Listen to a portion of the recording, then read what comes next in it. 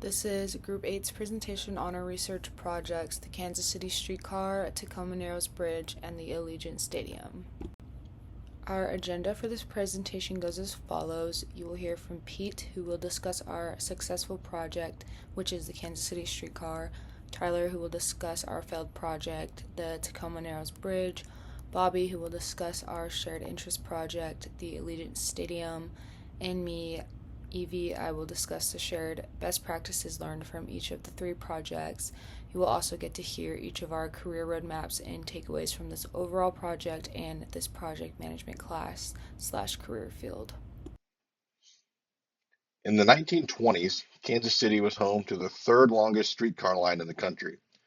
But like many cities after World War II, the interstate boom ended up separating neighborhoods, and the rise of automobile production left them disconnected.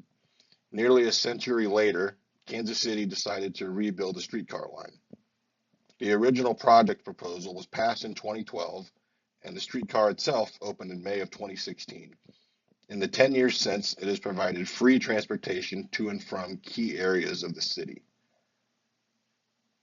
When the project was announced, it was originally met with some skepticism, but since it's opened, it's actually been a massive success.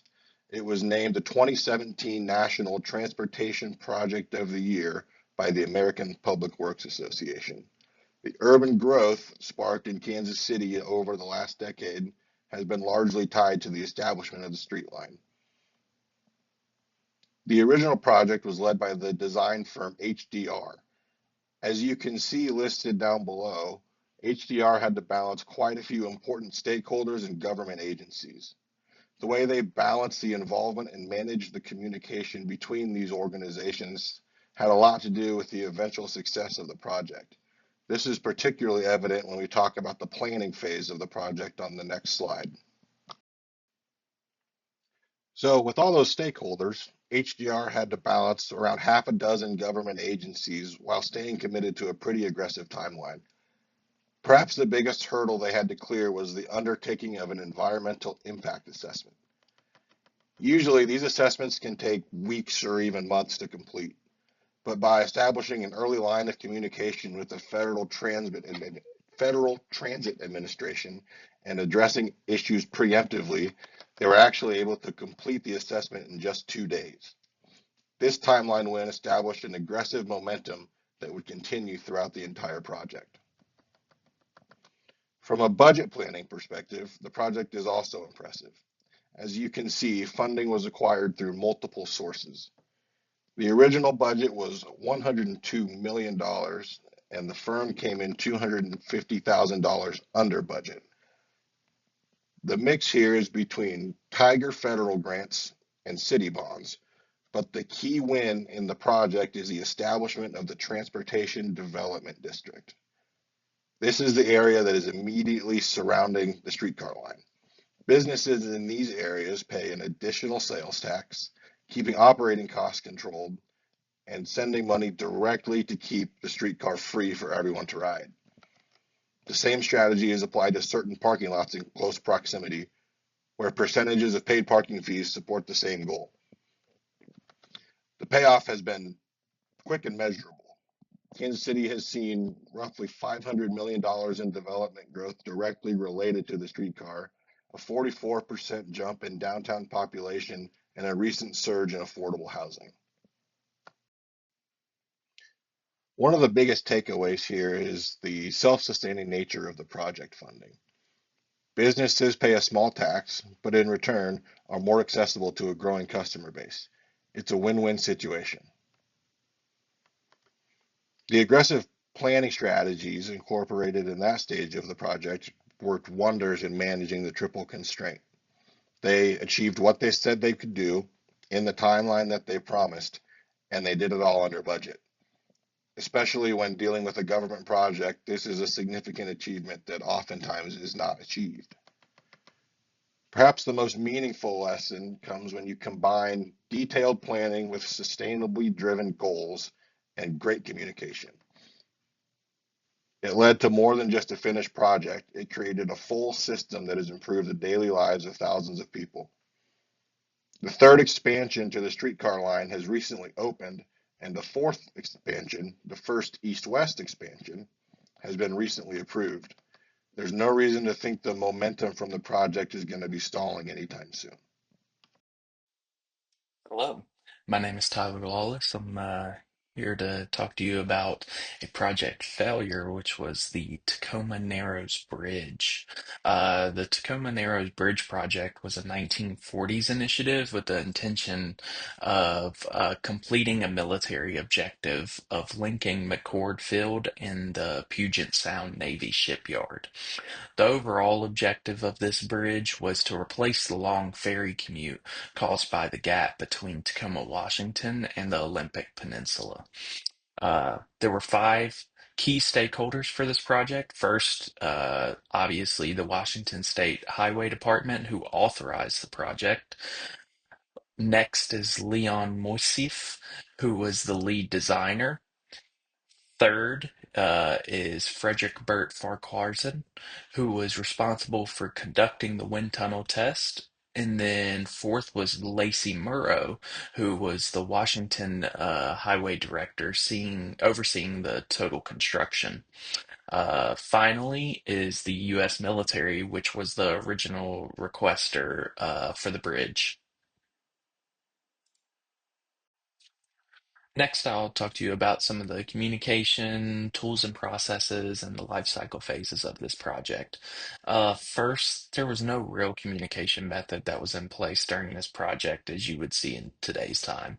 There are no documented reports of individuals communicating by a chain or any other method, just kind of a see something, say something to whoever would listen in the project. Um, Complaints were not listened to. They were just looked at to determine if the fix or evaluation would cost time and money. During this construction, there were multiple complaints that were sent up the chain that were not listened to by the key stakeholders because of the cost or the time associated, which ended up leading to its failure. Next, we'll talk about the tools and processes. So, this project revolved around an accelerated schedule from the project managers and some of the stakeholders. Uh, the process that was used was to focus on cheap and speed rather than focusing on reliable engineering. There were no documented check-ins or procedures during this project, overall resulting in the catastrophic failure of the entire thing. There were also no documented tools that were used during this project. Main goal was to end the project fast and cheap. And from the looks of the historical recordings, it seems that it was kind of a free-for-all to get the project complete. And finally, we'll talk about the life cycle of this project. So it started with the concept phase. This phase is where they thought of the original project and decided to implement it. The failure of this phase was they didn't factor in the wind of the region that it was being implemented into. Next was the design of the bridge. The failure here is that during that time period, aerodynamics were not well understood. It was the 1940s. So they didn't really believe that wind would be a factor in how the bridge stood. After that was the construction, which is where the main ingredients for the failure were found, but not listened to by the stakeholders. Next was operations, where there were no real tests or observations of how the bridge was operating during the time period that it was open. All the decisions that were made were purely reactive once something happened. And then finally, the failure and closure. This is when the bridge collapsed and the whole operation had to be shut down. Hey, so the final topic that I'll be covering is the lessons learned from the Tacoma Narrows Bridge. So the biggest lesson learned from this project is that you should never focus on cheap and fast um, to complete the project.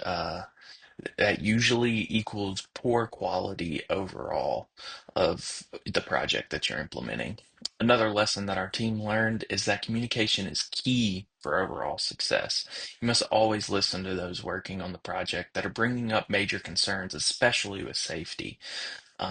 That safety should be the number one priority of any construction project. Final lesson that our team learned was that scheduling should not be the largest priority of the project team. If so, the chances are high that you may go over schedule by years and years, as seen by this project that was originated in 1940. And because of its failure, because they wanted, to finish it so fast, that the bridge didn't even end up implemented until 2004 when they relaunched this project. That's so if they would have taken the schedule a little less seriously, the chances are that the project would have been finished by maybe 1950, 1960s. It's still a lot sooner than 2004. Hello, my name is Bobby Ruff. For my section, I took the Allegiant Stadium project in Las Vegas, which was built between 2017 and 2020 as the new home of the Las Vegas Raiders.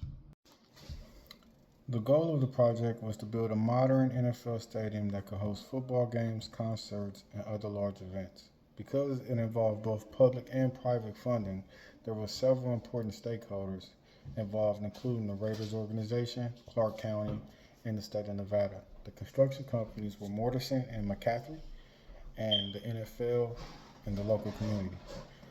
Communication was very important on this project of this size. The project team used regular coordinating meetings, progress reports, and clear communication between contractors and stakeholders to keep everyone aligned throughout the construction. The team also used several project management tools such as work breakdown structure, critical path method scheduling, and risk registers, and cost monitoring systems to track progress and manage risk.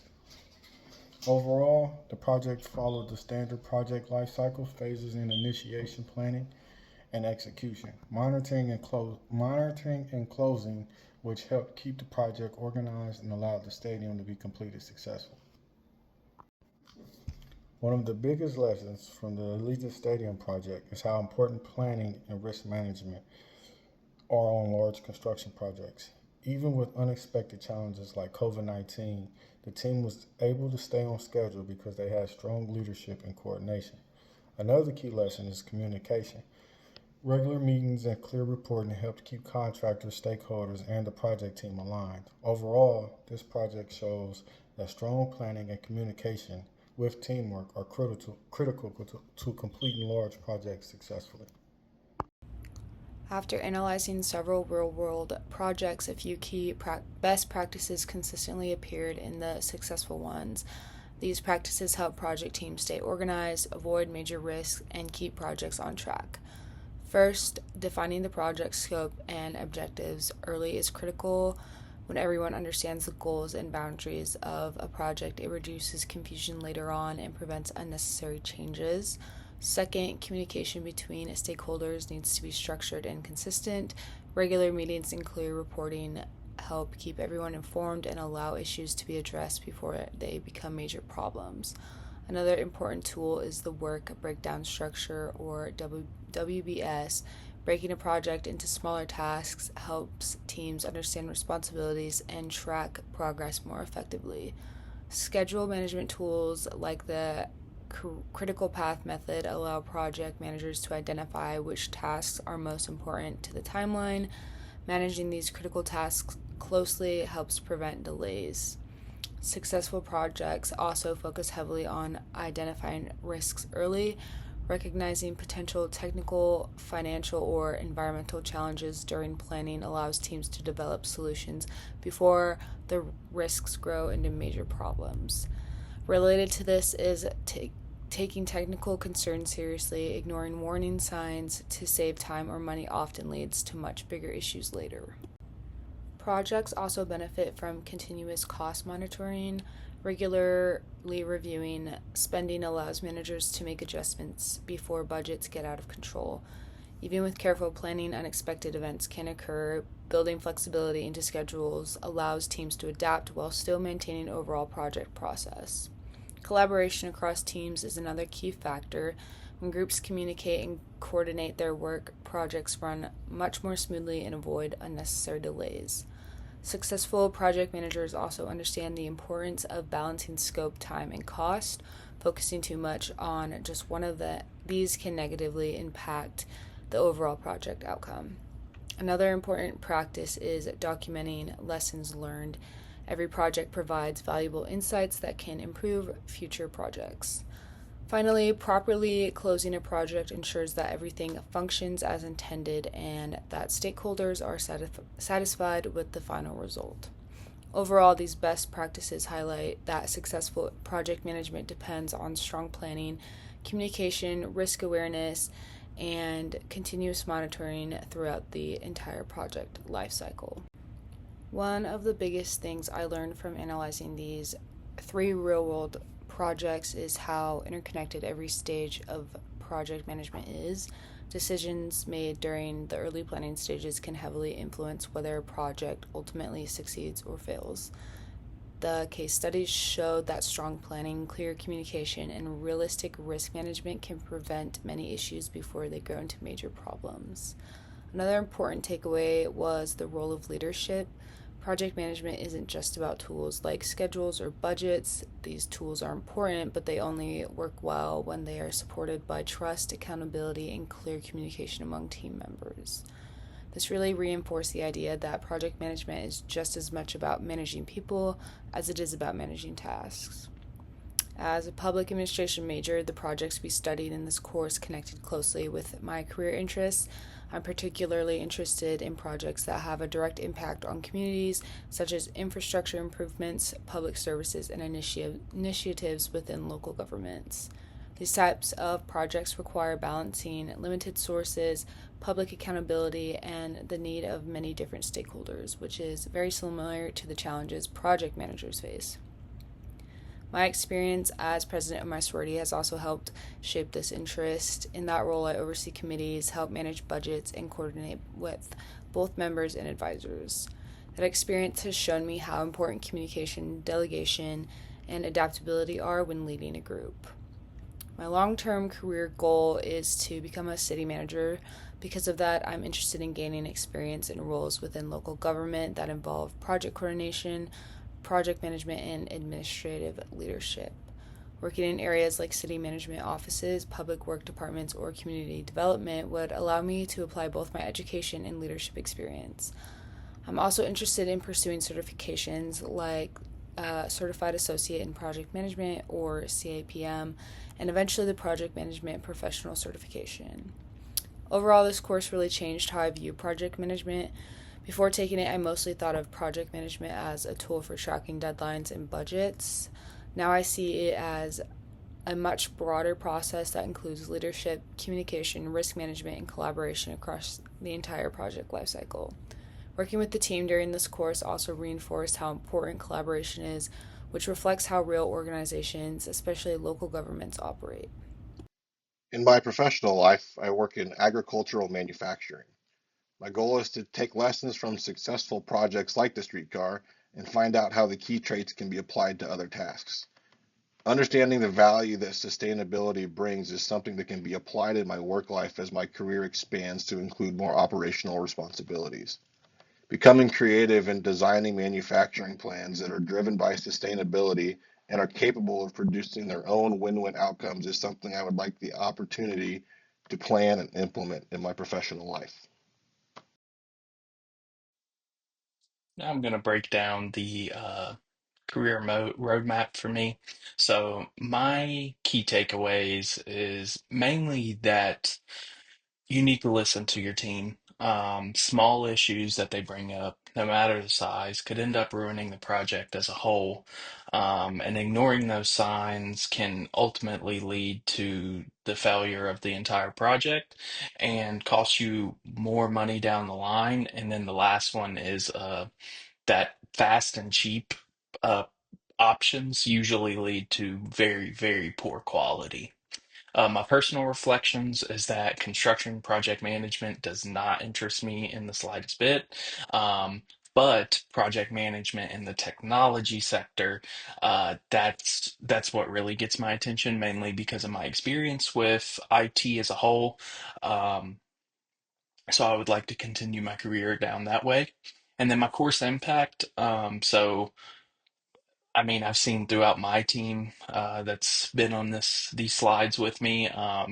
When communication is good, uh, it's success is inevitable. Designed communication methods are extremely important.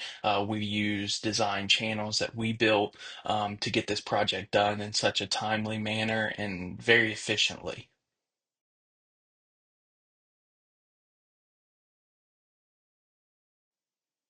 Here are the references for Allegiant Stadium. Here are the references for the Kansas City streetcar. And finally, we have the references for the Tacoma Narrows Bridge.